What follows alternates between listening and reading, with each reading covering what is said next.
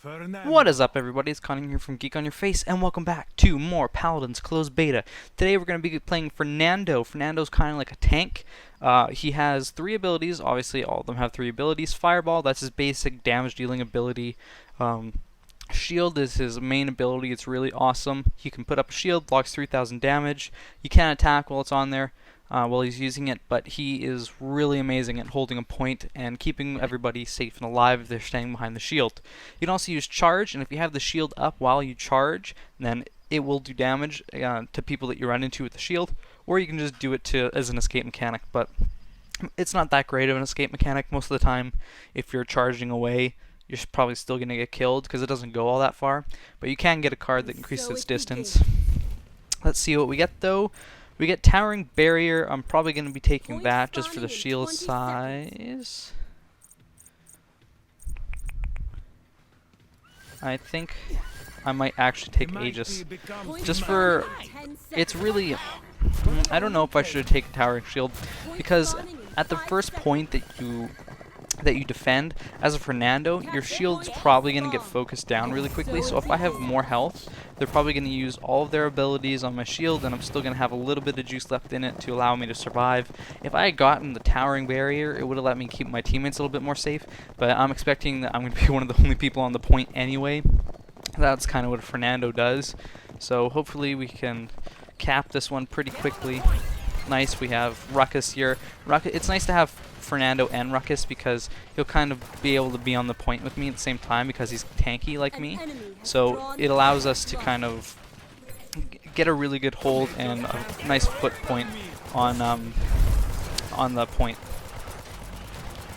So there's not a whole lot that they can do here. I mean, we've already have it up to about 80%. And now's when we're going to start probably getting pushed off of it a little bit more. I'm going to back up, even though I'm probably dead. I'm just going to... Snake technique, snake maneuver, serpentine, serpentine. It actually worked! Oh my god. Serpentine actually worked. But we really need to go back on the point.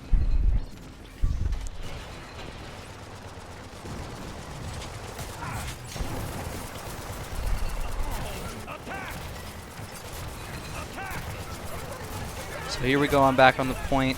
Hopefully we can spawn the siege. Yeah, they're forced to get off of it, which is exactly what I wanted. I'm going to go through, get a quick 300 damage on that Fernando, kill him, pick up his health. Let's see if we can go up behind this Ruckus here. Probably not.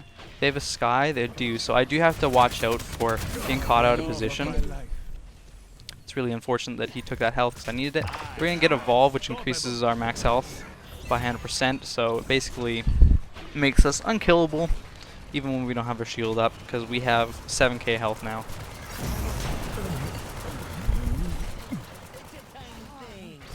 I'm going to go ahead and take that just because I'm almost dead and it's going to help me regen a little bit better.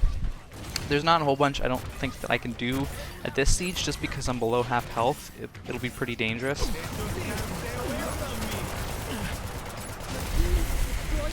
We did end up getting it though. I can take out this, grab the health pack. The Sky's behind us, which is super not awesome, but hopefully I can kind of help this Cassie a little bit.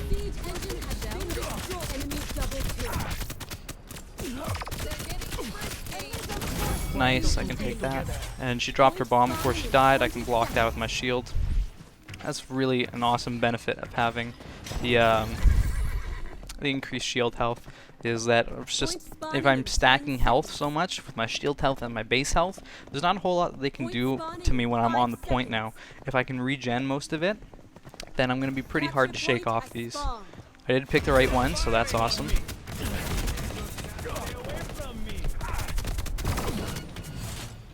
Hopefully I can kind of hold off until more of my team gets here. I need to back off though a little bit. And we're gonna take down our shield. It's very long cooldown. Your shield cooldown goes off of how much health your shield has left when it goes off, whether you switch it off or whether it gets broken. That will affect how long the cooldown is. As far as I can tell, that's what seems to be the case at least.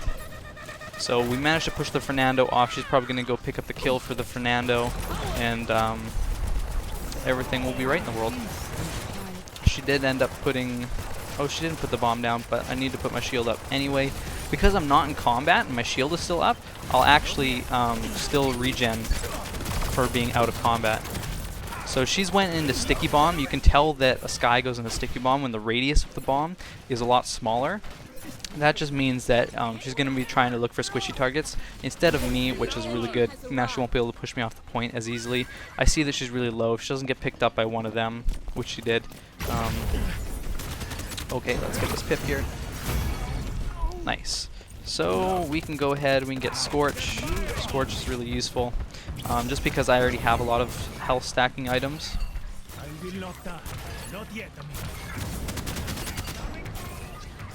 So I'm going to let them deal with Fernando, and I'm going to go help Ruckus push this up a little bit more, even though there's not a whole lot that we can do.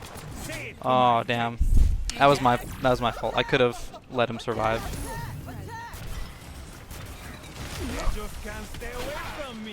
So I'm going to go back. I'm going to help out with the Skye. Nice.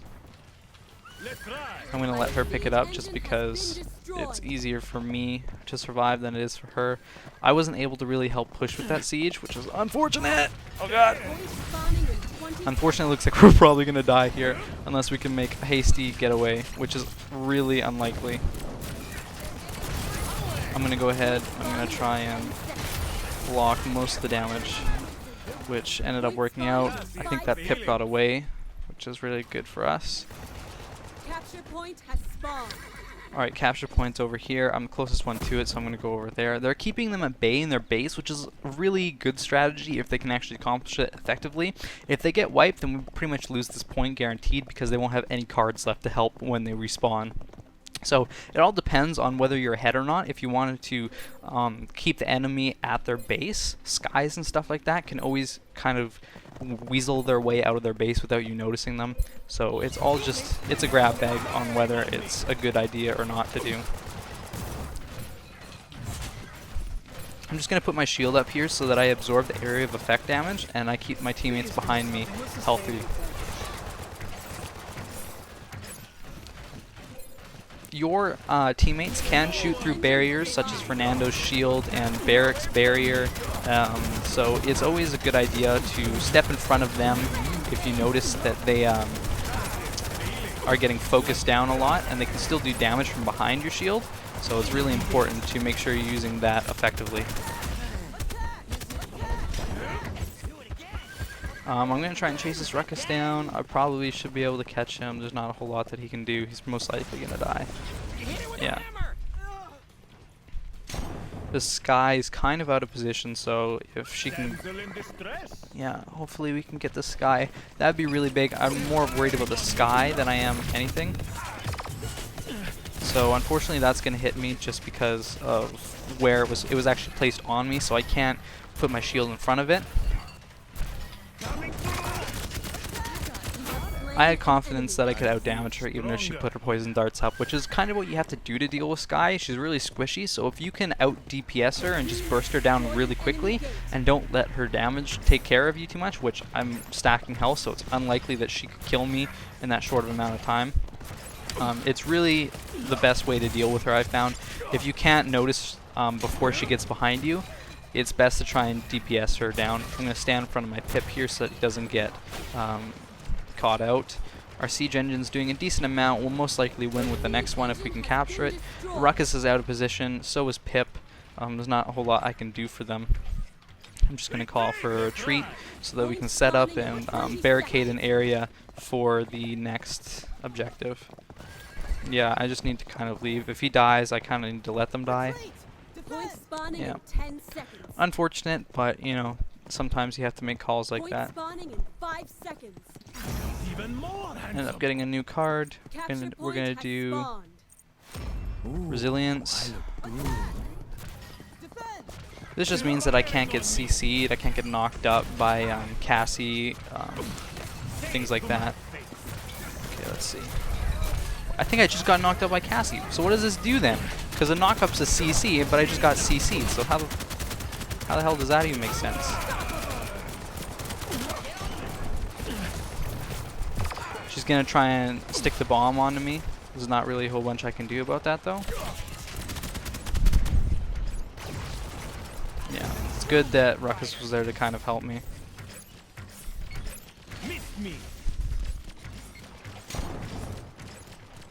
So I can kind of stay on the point here. There's not a whole bunch she can do against my shield because I built so much health into it. She's going to take it down eventually, but honestly I'm going to get so much off the point that it's not a big deal. I'm going to go ahead and grab that health real quick.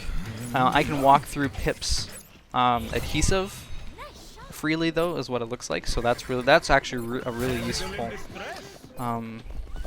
knowledge. Actually, I honestly had no idea that it would work like that.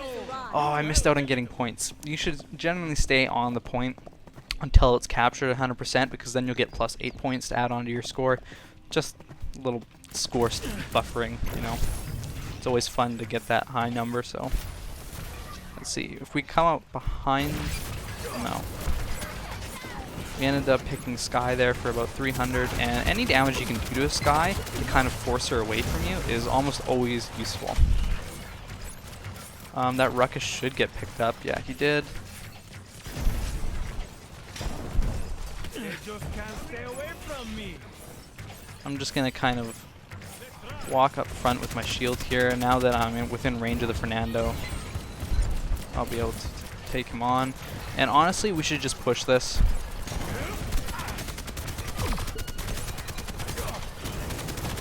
So I'm just banking on the fact that I'm going to stay alive long enough for me to turn around and use my shield.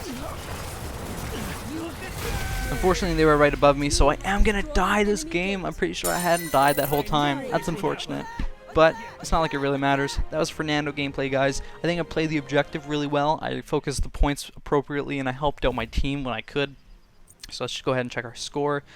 We had 87, which means I was on the point a decent amount, 26k. Fernando can be really damaging if you build him like that. I didn't really get any cards, or if I did, I was more focused on the cards that I got that helped me survive, so that's kind of how I wanted to build my Fernando this game. Because we had a Ruckus, if you combine high HP and semi-damaging characters and build that into a team comp, there's not really a lot that they could do about it, right? You can see that, let's go over what they had. Their Ruckus from Fernando.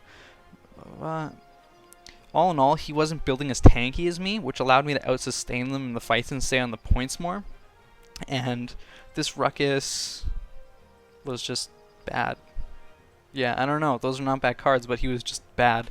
So, yeah, I think I did fairly well that game. 11-1. Let's go ahead and see what we get out of our chest. Hopefully we get something decent. Cross your fingers, cross your pinkies, cross your weenies. It's okay. But yeah, guys, I hope you liked that Fernando gameplay. I will definitely make sure to record more gameplays, and if you want to, follow all my things down below, my Twitch and my Twitter. I'll be able to tweet to you when I go live on Twitch, and if you follow me on Twitch, you don't even need to look at my Twitter, because I probably post really stupid things on there anyway. So, that's it for now, and I will see you guys in the next gameplay. Goodbye!